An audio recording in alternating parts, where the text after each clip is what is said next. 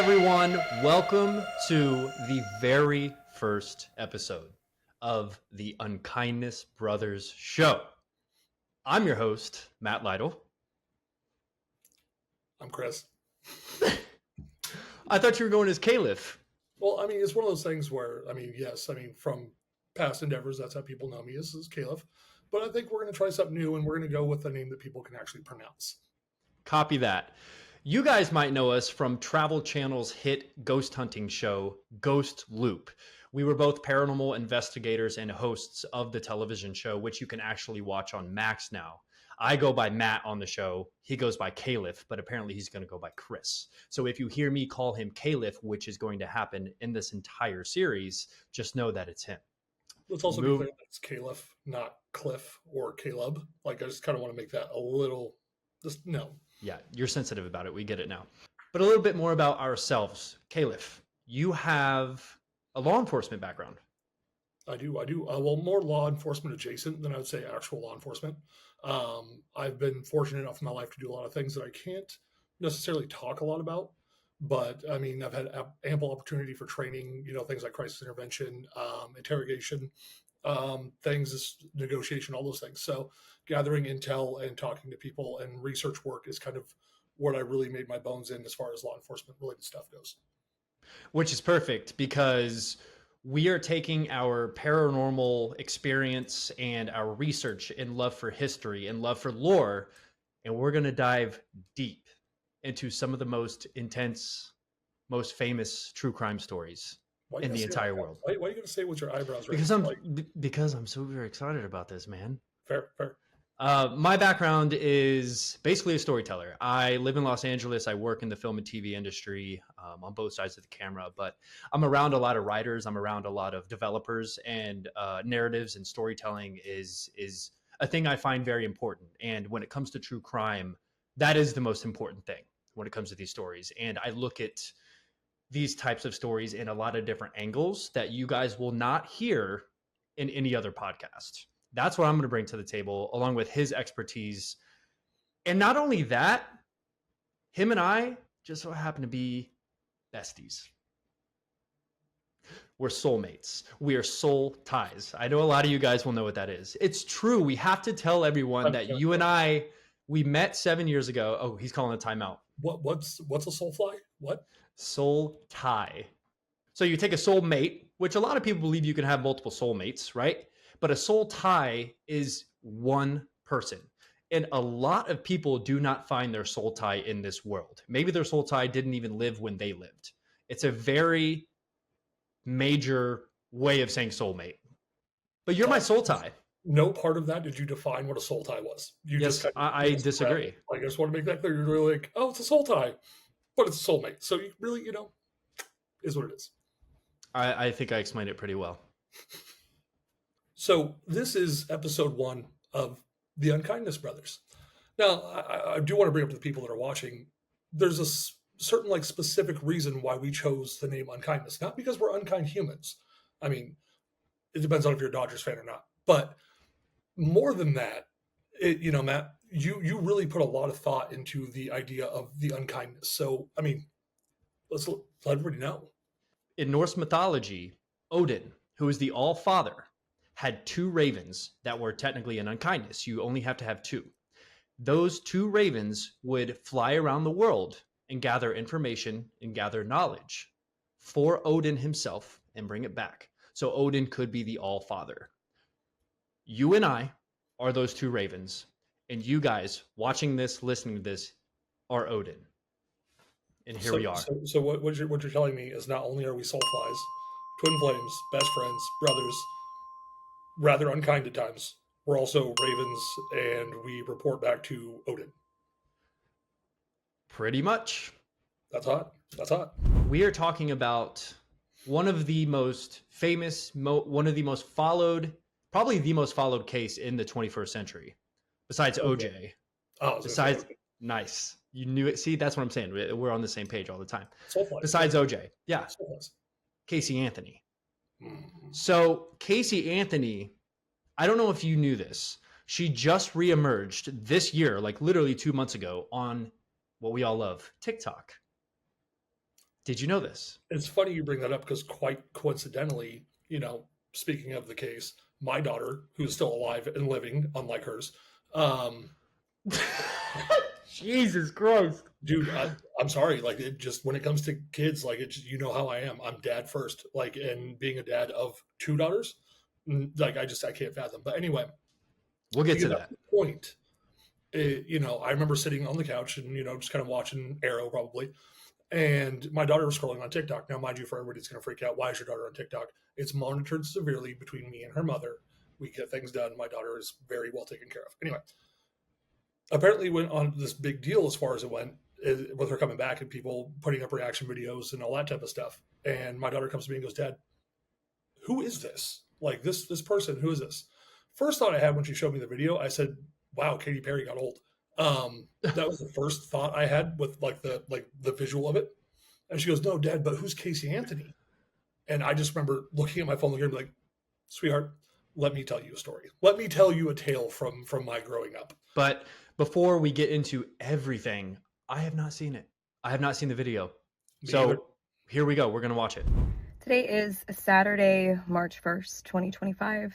This is my first of probably many recordings on a series that I'm starting. For those of you who don't know, my name is Casey Anthony. My daughter is Kaylee Anthony. My parents are George and Cindy Anthony. This is not about them. This is not in response to anything that they have said or done. That's not to say that I'm not going to respond at some point to some of the things that they have said and done. The whole point of this is for me to begin to reintroduce myself. One of the main reasons that I'm doing this, there are people close to me who have been targeted and attacked recently. There are also people close to me who have had some recent things occur. And when necessary, people needed to step up, myself included. So as a proponent for the LGBTQ community, for our legal community, women's rights, I feel that it's important that I use this platform that was thrust upon me and now look at as a blessing as opposed to the curse that it has been since 2008. Oh man, I'm going to advocate for my daughter. Where were you advocating when she died? To me, watching that was just to show, oh, hey, I'm a better person now. This is who I advocate for. I don't think it's sincere. You're a fucking murderer. I don't care how great of a person you think you are.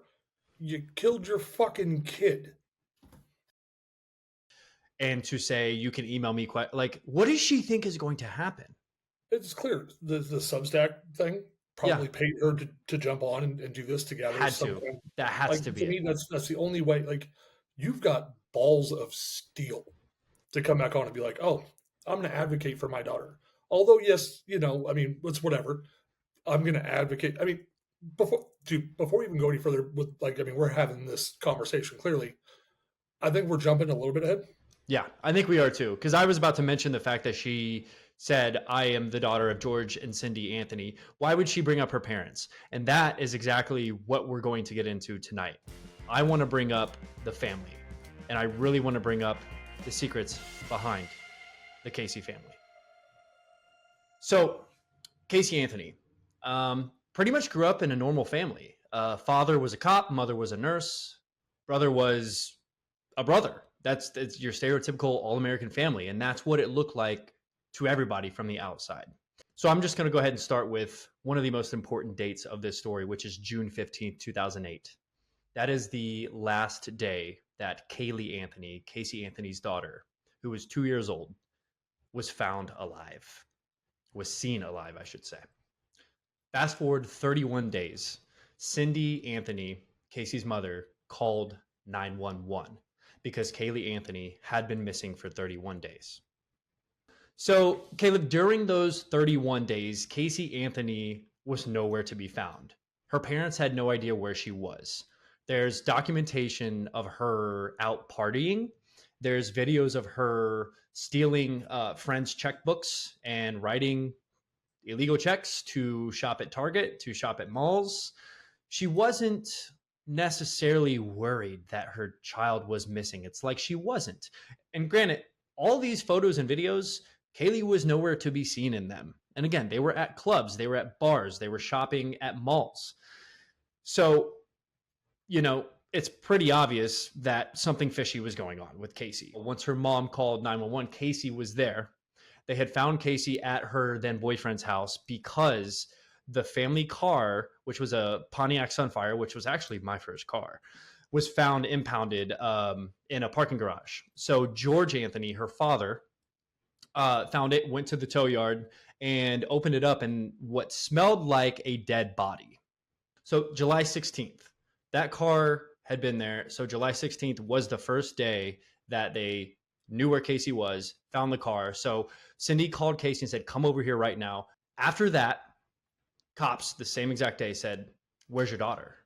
Well, she's been missing. Why didn't you call the cops? Casey's excuse was, I was using other resources to try to find her. I let her go with the babysitter, which the babysitter's name, and this is important, was Zenea Gonzalez. The day after, June 15th, the day after Kaylee was last seen alive, Casey says she was then with the babysitter, and the babysitter took her. Cops said, okay, great. Where's the babysitter now? All right, follow me. Casey goes to an apartment complex. This all happens in the Orlando, Florida area. Goes to this apartment complex. No one had lived in this apartment complex for 5 months. And the last person who lived there was Casey's best friend, not even the babysitter. So there's a huge lie, which just like those 31 days and the evidence of her partying and clubbing and theft, also she was lying to the cops. Okay, cops said, this is weird. What else you got? She said, all right, well, I work at Universal Studios in Orlando. My coworkers know that Kaylee's missing. Let's go there. Okay, great. Let's go. Casey Anthony then takes the cops to the studios, Universal, takes them into the HR building out of anything, walks through, and I'm not kidding you when I say this. She goes in and she starts waving at people. She starts nodding at people. She starts saying hello like they're best friends.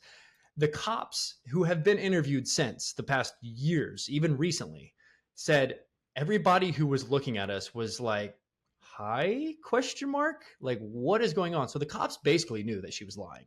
They get to the end of the hallway. Casey Anthony turns around and goes, I don't really work here. Like, I'm telling the story, but I need to get your reaction. Why?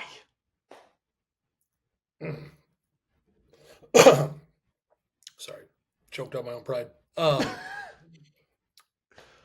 So let's go into a little bit on the law enforcement side of this. Yes. That keeps running through my head is 31 days, 31 days. It's like I've said to you, like, I can't go this long without seeing my kids. 31 minutes would be too long without not knowing where my kids are. 31 days going out clubbing and partying and, stealing people's checkbooks and whatnot. Like, I mean, cool, do your thing.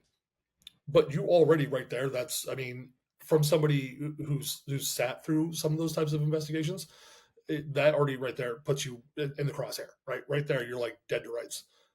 But the brass balls of this chick to go to a fictitious place where she doesn't even work, and just wave it. And continues to walk through with police. All just to ultimately end up saying, oh, yeah, I'm full of shit. Yeah. Well, and again, we're going to get to this later, and again, not knowing Casey's background, not knowing her family history, not knowing her lying history, not knowing her at all. And again, this is her daughter that's missing. So, and it's funny that you say that, like, all of a sudden, no, that she's in the crosshairs. Well, she was arrested the next day. So October 14th is the big day. The grand jury indicted her of first-degree murder, aggravated child abuse, aggravated manslaughter, and 4 counts of, you can guess it, misleading the law enforcement bros. Well, let's be clear too. So to get first-degree murder is premeditated murder, right? Like that. The thing that I think a lot of people don't know is they hear first-degree murder. Oh, she's killing somebody. No, if you accidentally kill somebody, it's manslaughter. Okay. If we get into a fight, I punch you in the face, your nose breaks, you die. That's manslaughter. The thing that makes it capital offense, that makes it a Class A felony, that makes it first-degree murder, is that premeditation piece. You have to be able to prove without a shadow of a doubt that this person had premeditated to end this other person's life. So, like, that shows me that if you're going to be charged right out the gate with just first-degree murder, they have something up their sleeves, which makes this case all the more just like completely mind-blowing because, they have at this point, to me at least from an investigative standpoint, they've got enough to run on. They've got probable cause more than enough to be able to say, okay, something's not right with this chick. She's clearly not telling the truth. We've got, beyond a reasonable doubt to prove that she did this. Yeah. It had to do with that Pontiac Sunfire, that the family car that they found and the dead body smell that they had. I'm going to get into that here in a second. Have you ever smelled death? Just out of curiosity. I've never smelled death. Have you? Mm-hmm. I've never smelled death. I don't even want you to describe it, but describe it. It smells like death. There's no other way. The only thing that you can do in life to smell death is, one, smell like a dead body, which is, I don't recommend to anybody. Like, it's just not fun. Not interested. But also a group of maggots produce the same smell. No joke. A group of maggots. It is so funny that you say that. You are literally playing into my hand of what we're going to get into. Okay. So this is where it kind of gets really sad. December 11th, 2008. Kaylee's little body was found 15 houses down from the Casey house. It was found only 20 feet into the woods. It was kind of wet. It's Florida. I know it's wintertime, but it was still a little wet. It was in a lot of marsh, but it was specifically little Kaylee's bones. It was a trash bag, duct tape, and this is all important. Remember this, duct tape, which was found on the skull, not necessarily like wrapped around tight, but just kind of like stuck to the skull. Again, this body had clearly been there for months. And the last thing was a Winnie the Pooh blanket that was wrapped around the bones. My kids have like special blankets. You know this, Matt. Like, I mean, you've been around. Like, I'm the godfather of one of your children. Yeah. Like, yeah, they all like that. Man, that makes me sick. To me, it sounds like the body was moved, like hands down. It sounds like it sounds like, okay, they're onto me. They're gonna find. So we got to make sure the body. Which, this is what I really don't get about anybody in true crime. Right? There's an old saying, "No body, no crime." That's just what the old saying is. But these people that are involved in this stuff get so antsy and so like, oh my God, they're on to me. They're going to find me, this type of thing, that they'll end up moving the body from a location where it won't be found to it being found. Yeah. And that's exactly what it sounds like in this particular case. 20 feet off the road that is 15 houses down. Yeah, a little suspicious. Okay, so let's move forward with the timeline, because I really do want to get to what we're going to dive deep into tonight, because I have a lot of views on what we're going to talk about, and I know you will too, and there might be a little disagreement, and I'm really interested to see what you say. So December 11th, bodies found. 9 days later, December 20th, they came out and said that the manner of death was homicide. Now, guys, let me tell you, I know this is kind of Califf's rule, but I'm going to go ahead and tell you, manner of death is different than cause of death. A manner of death is, for example, homicide, suicide, accidental. Cause of death is suffocation, bullet wound, no breathing, don't give a fuck about arms bleed. Yeah, right. So they don't know the cause of death. They just know. And by the way, spoiler alert, they never found out, and we're still figuring that out. Never found out. They don't have a COD for her. Never found out the cause of death, dude. That's why this case is so seriously insane. There's no COD at all. Nope. So guys, where we're at is December 20th, manner of death, homicide. Okay. Never a cause of death. This brings up Mr. Kronk, who worked for the Department of Water and Power in the city. And in August, apparently he had a couple phone calls to the police saying, I think I found a body. It was bones and everything. And the police went out, did a search. And again, in August, it was even more wet. It was more humid. There was more marsh. So the cops kind of did a little sweep and said, okay, there's nothing there. This guy probably didn't see anything. He's lying, whatever it was. So much so that fast forward to December, this guy and his boss was the one who called in the body. And that's when the cops, the water was a little lower now and it wasn't as marshy. So that's when the cops came and found the body. This is the same location. This is the same location. He called for a body at this location. Yep. The exact location in August. Yep. And then you're telling me that the cops were like, oh, there's nothing here, whatever. Yeah. But so body was found, Casey's still in jail. Then the trial, you fast forward to May 24th, 2011. All right. So this is about 2.5 years later. The trial starts. The trial ends on July 5th, 2011. And as we all know, and if you don't know, here it is, not guilty. Hello, we just watched Casey Anthony on TikTok. Not guilty, right? That only took, a month and a half, if that, for the trial? Do we know how long jury deliberation was? Like 11 hours. 11 hours. 11 hours. It took 11 hours for the jury to make a decision. And to get to it, The reason being is because the prosecution opened up and their main evidence they had was that car. And in that car, there was the dead body smell, which turns out, you brought up the maggots earlier. Apparently, Casey Anthony left pizza in there and trash, and there were maggots all over the pizza. Okay. Kaylee's hair, this is other evidence. Kaylee's hair, there was a piece of hair that was found that apparently was from a decomposed body, but doing more tests, that was inconclusive as well. There was a cadaver dog that smelled the dead body or the decomposition in the car, but then they brought in multiple dogs and they didn't smell it. You see what I'm saying? There was a little bit of evidence, but nothing that was concrete enough, especially concrete enough to pin this murder, this homicide on Casey Anthony. And then the one more thing that's very popular in this whole story when it comes to the prosecution's evidence, actually there's two more, but we'll talk about the car part first, was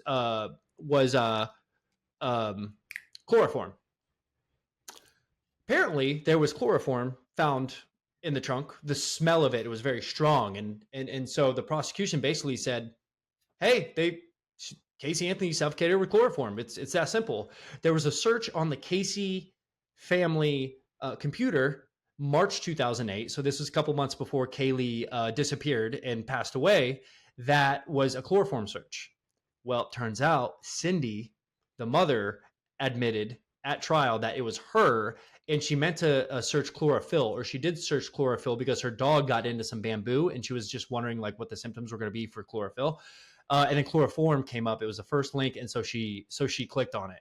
And another thing for the prosecution, they had their system to search everything on Internet Explorer, and it said that she searched it 84 times, and that was actually a lie. The system actually came up once it was fixed that she only searched it twice. So there was just a lot of evidence that the prosecution was trying to make legitimate that wasn't, you know what I mean? And so let's talk about the defense real quick. The defense opened up with, get this, it was an accident. 80% of child deaths in the state of Florida each year is drowning in a pool. Smart, right? It was an accident that was covered up by George Anthony. Dad. Yes, they pinned it Dad's on not dad. dead. They pinned it on dad. Yeah. And according to Casey Anthony, she had no idea that the defense was going to come out and say this. To me, is another lie. Okay. Have you seen the Peacock documentary? No, sir. Casey Anthony, Where the Truth Lies. I think that the title of that needs to have a huge question mark. So, So fly.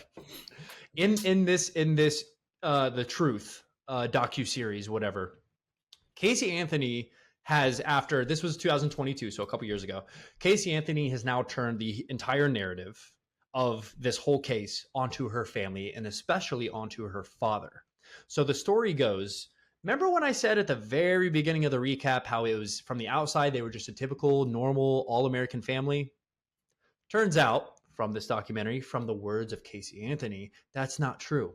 When Casey Anthony was 8 years old, her father started sexually molesting her.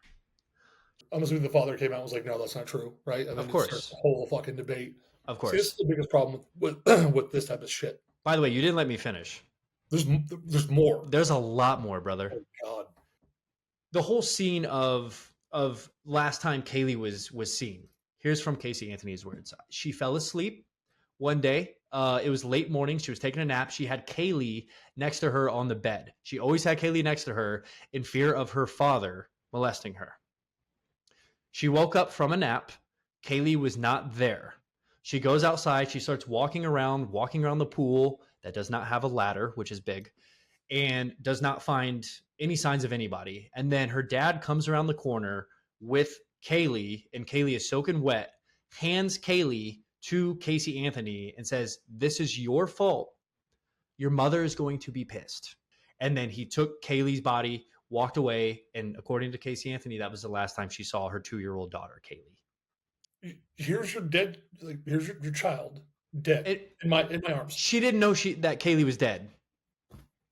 She didn't know Kaylee was dead during this scene, we'll call it. You're fucking kidding me. No, I'm not. Like, This is her words, dude. Well, she has the theory now, again, this documentary, so this is 11 years after being acquitted. She has a theory that when he used to sexually molest her, he would sometimes basically suffocate her and have a pillow over her face. Her theory is that happened with Kaylee while he was doing that, but she was so little that it suffocated her. Here's the thing. There was a search on their computer on Internet Explorer. And here's the thing. The Casey computer was not just Casey's. It was the whole Anthony family's. It was the Anthony family computer. Casey Anthony used Firefox to search. Internet Explorer is what her parents used. On Internet Explorer, apparently, there was a search for, I believe it was forcible suffocation. And it was not Casey. Well, first off, how can you prove that it's not Casey? Just because she used a different browser? Potentially. Any smart criminal would say, okay, if I typically so she's a smart criminal now? Well, just hear me out. Okay. Hear me out. If I use Google Chrome all the time, my parents only use Internet Explorer. Of course, if I'm going to do something shitty, I'm going to use Internet Explorer instead of Google fucking Chrome. To set them up. Yeah. And set him up. This literally, the problem with this is first thing and foremost I want to say is that, being a father and having children, those aren't light allegations, right? Like those are not, and it doesn't matter who you are in life or what you do, those are not light allegations that come from your kid, period. Just not. And that's why as a parent, you try to protect them and teach them that nobody should ever do any of that shit to you whatsoever. More than that, holy hell, here's my kid in my dad's arms, which I don't know anything about. My dad's dead. So holding the kid and being like, oh, your mom's going to be pissed.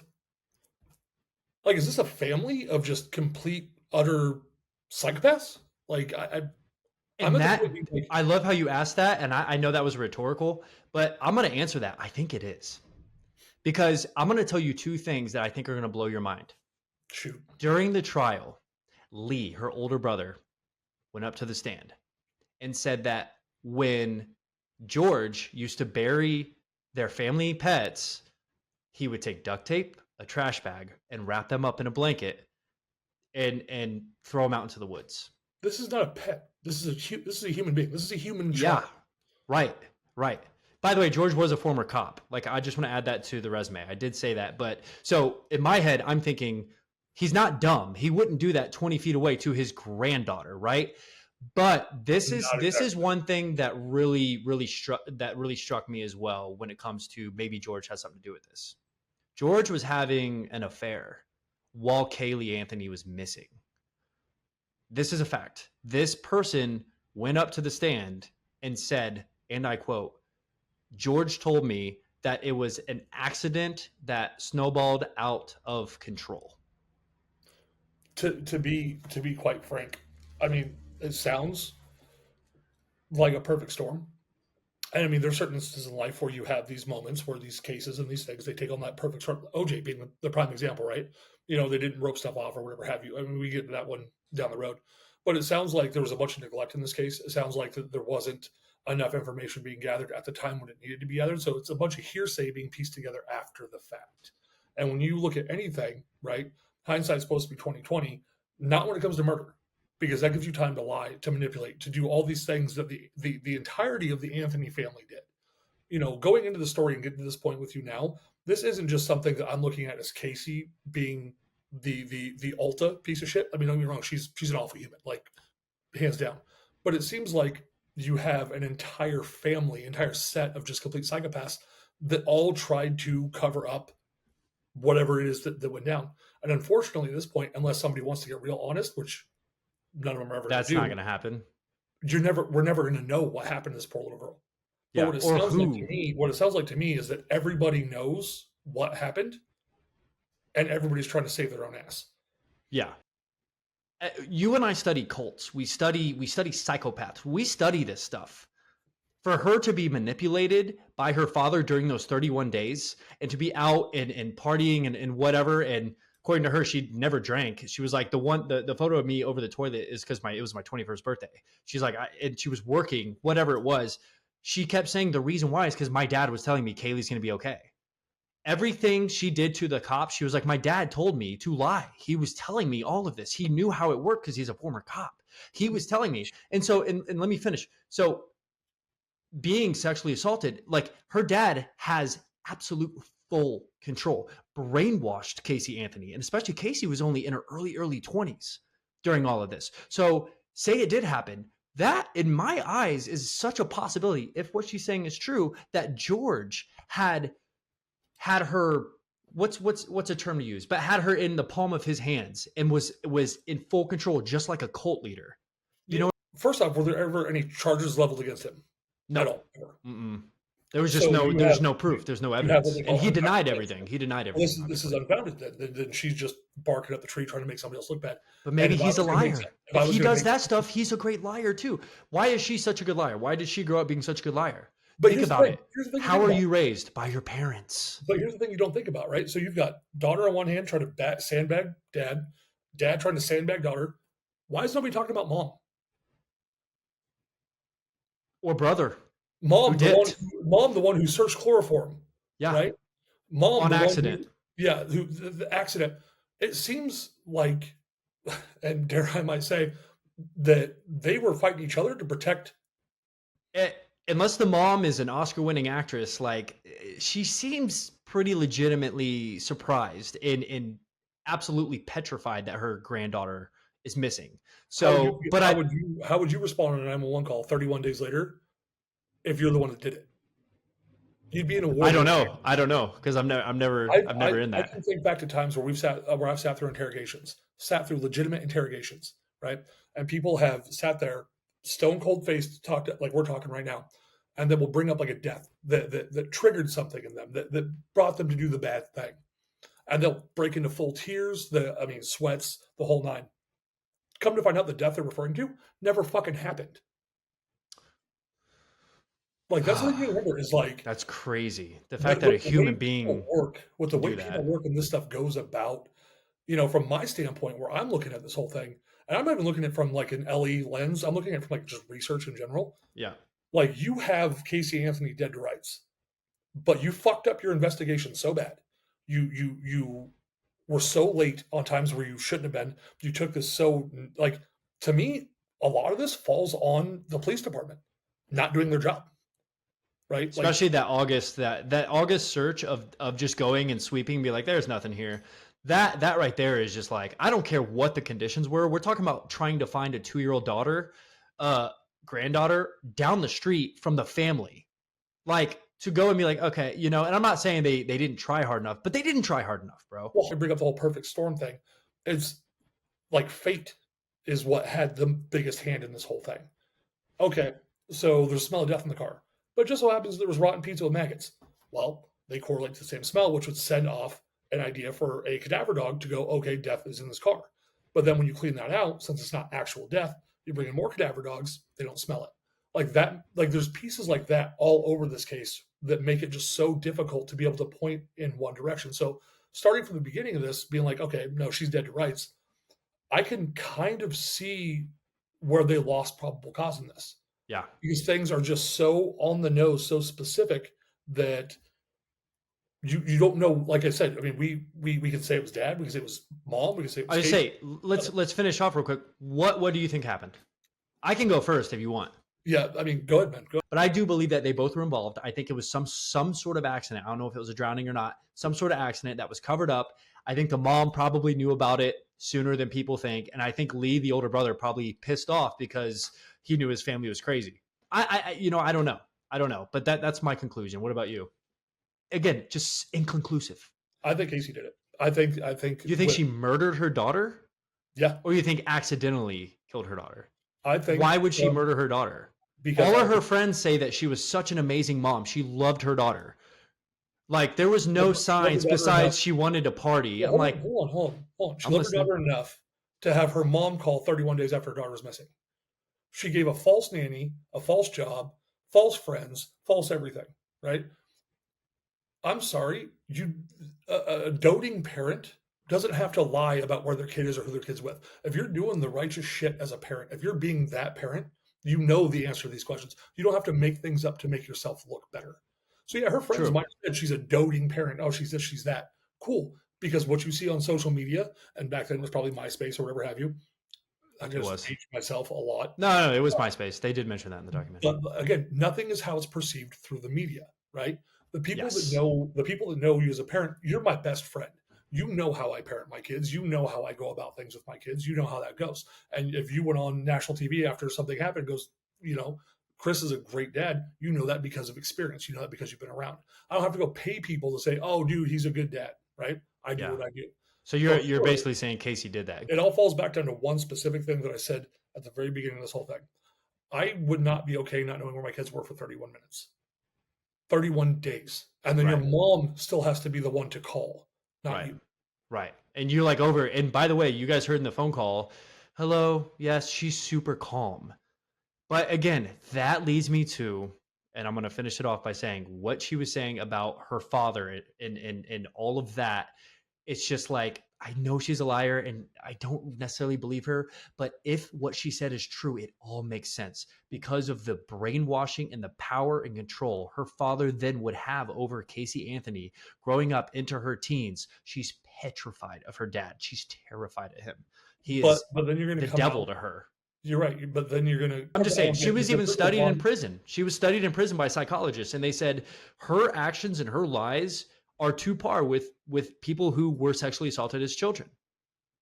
I mean, that's what I'm saying, man. There's, I don't necessarily believe her, but there is some proof that all of her actions actually make sense if she was actually raped by her father for years. You know who the dad was, according to Casey Anthony? It wasn't. Was it John Lennon? Was it Theodore Roosevelt? It wasn't her boyfriend. This is actually kind of serious. It wasn't her boyfriend. It wasn't another guy that she said. Apparently, again, according to this documentary, this is why it's brand new documentary, a couple years old. She was raped as an 18-year-old at a party, and that's the father. 9 months later, she had the kid. No, that's what I'm saying, dude. I'm like, if you're actually lying about this, you are one of the worst human beings to ever step foot on this earth. And if you're not lying, why did it take you this long?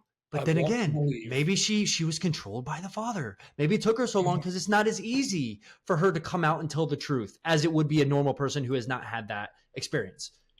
See what I'm saying? I want to believe in my heart that whatever happened to Casey is what happened to Casey. And that sucks. That's unfortunate. Kaylee?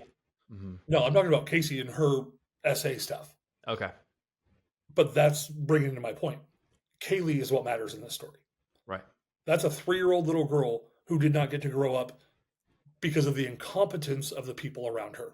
Whether it was her mom, whether it was her, whether it was her dad, it doesn't matter. Kaylee is the victim here. I'm sorry you got assaulted. I'm sorry this happened to you. I'm sorry you went through all this bad stuff. But that does not excuse and or justify, accident or not, the death of your child and not taking care of shit the right way. At the end of the day, you are guilty because as a parent, you failed. Period. Doesn't matter what was happening to you. Doesn't matter any of that stuff. You put that aside as a parent to be able to parent and take care of your kid. You have one responsibility, and that's getting them to 18. Anthony would be 20 years old this year. 20 and that was taken from her and then lied about. Mm-hmm. And that's my problem with this whole thing. It's still being lied about. Justice for Kaylee. Her story deserves to be told, and her killer deserves to face whatever punishments come their way. Well, with all that being said, man, I guess it's last call now. So, I mean, with it being last call, the last thing I have to ask you about this whole entire thing is where you at with it? Like, how you feeling now? Now that we've gotten out of our systems and discussed it, how you feeling? I feel good. I'm glad I discussed it with you. You're the only person I want to talk to about all this stuff, because I know we both have different views. We both have same views. We both do our research. We both have our experiences, and it's just a freaking delight, bro. And yeah, I'm happy we got the first episode out of the way. Having said that, Califf. Dude, I'm stoked at the same time because, I mean, getting to sit here and discuss these topics with my best friend, like, this doesn't get better, man. This doesn't get better. You know, we get to do this weekly, go out there, tell these stories, have fun, and hopefully entertain you guys at home. I mean, maybe. So speaking of that, please, as you all know on YouTube, what helps us out is liking, is subscribing. Love the subscribers. Please comment as well. We are talking about true crime. There's so many opinions and so many different facts even that we missed and that you guys know. Please comment, let us know. I also check my Instagram every day. You can follow me at Matt JN Lytle, Lytle. That is my last name. Please go ahead and comment on photos or direct message me if you have any questions. Califf, we are also paranormal investigators as well. Any paranormal questions, we will definitely answer for you as well. Califf, where can they find you, brother? They can find me on Instagram under Papa_Califf. Feel free to send a message, like, follow, whatever you'd like to do, and just kind of keep involved. You know, Matt and I like to post stuff as frequently as possible, and we'd really like to entertain and discuss this stuff with you guys in the wild. So let's do it. Absolutely. All right. Until next time.